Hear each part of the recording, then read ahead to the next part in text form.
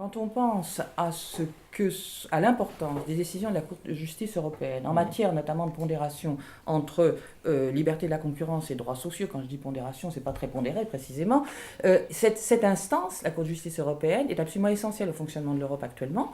Elle contribue d'une manière décisive au détricotage des droits sociaux, et en même temps, elle n'est pas connue, elle n'est pas dans le débat public, c'est pas quelque chose qui est rendu visible par le discours politique. Et elle ne va probablement pas être rendue visible au moment des discussions qui vont précéder les élections européennes, ni par les médias.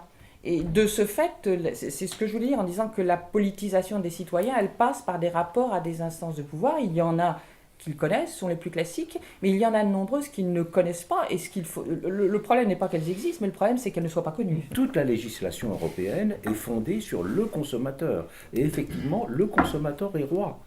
La Commission européenne travaille très dur pour faire baisser les prix et les régulations dans des tas de domaines. Donc c'est le citoyen consommateur. Mais le consommateur n'est pas tout. Le consommateur, c'est d'abord l'individu. Or, il ne suffit pas d'avoir des politiques de l'individu, il faut aussi avoir des politiques de construction du lien social. Et c'est pour cela que le consommateur est une figure à la fois universelle, mais une figure limité, parce que le consommateur, il est l'expression la plus forte, je dirais, de l'individu séparé des autres. L'individu qui s'apprécie uniquement à partir de son niveau de vie. Et beaucoup de ce qu'on appelle l'oligarchie financière est aussi l'expression de cette dichotomie. Quels sont les plus grands intervenants financiers de la planète? Quels sont ceux qui confie, qui donne le pouvoir à tous les fonds spéculatifs? Ce sont les fonds souverains, c'est-à-dire les fonds d'État, le plus grand du monde étant la Norvège, 1000 milliards de dollars, et puis ce sont les fonds de pension pour les pays qui sont à fonds de pension.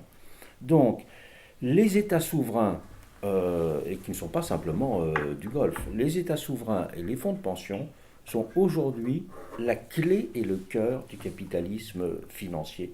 Paradoxalement, en étant en situation de détruire ce qu'elles sont supposées représenter. On peut dire que le fonds souverain de Norvège, le plus gros fonds souverain du monde, avec l'argent du pétrole et du gaz de la mer du Nord, eh bien, il œuvre en détruisant quotidiennement la solidarité d'avenir qu'il veut construire avec son fonds, si je puis dire. Et même chose pour les fonds de pension. Donc, il faut bien voir que ça n'est pas simplement un monde. Il y a un monde séparé des riches, bien sûr. Mais à côté du monde séparé des riches, il y a aussi la dissociation du citoyen et du consommateur qui est le vecteur le plus destructeur aujourd'hui. Et c'est pour cela, me semble-t-il, que l'urgence partout, c'est de restaurer la dimension de la citoyenneté par rapport à la dimension de la consommation. Et la consommation a gagné parce que c'est l'évidence immédiate.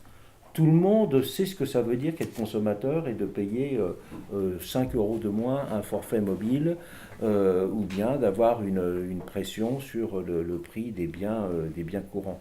Mais si on ne part pas de cette dichotomie, on va un peu en quelque sorte, je dirais, abstractiser l'oligarchie financière. L'oligarchie financière, elle a deux visages. Elle a le visage du monde de l'accumulation des patrimoines, c'est la première dimension. C'est qu'il y a constitution, comme Piketty le montre bien, d'un monde de plus en plus marqué par le capital et la rente. Donc il y a cette dimension-là, mais il y a aussi l'autre dimension qui est le triomphe du consommateur, dont ils sont un autre visage. Il est vrai que la Commission le vise comme le consommateur, elle ne le vise peut-être pas seulement comme le consommateur. Il m'est arrivé de lire récemment des textes émanant de la Commission européenne sur la citoyenneté. C'est une littérature dont le style est profondément ennuyeux, mais bon, soit on peut leur pardonner ça. Et il y a une notion qui surgit, qui est celle qu'on voit courir en ce moment et qui surgit notamment dans ces textes-là, qui est celle d'empowerment. Alors je ne sais pas capacitisation, je ne sais pas comment on le traduit, enfin donner du pouvoir à, donc qui est une notion notion au demeurant, il y a un ouvrage qui est paru récemment à la découverte à ce propos, qui est une notion qui vient en fait de techniques d'émancipation, et qui est reprise avec le sens de on va aider le citoyen à devenir un citoyen de l'Europe, et comment va-t-on faire? En lui donnant le pouvoir, c'est-à-dire lui conférant les capacités de s'adapter au marché. C'est adapté au marché, de répondre aux conditions du marché dans l'état où il est celui qui est actuellement.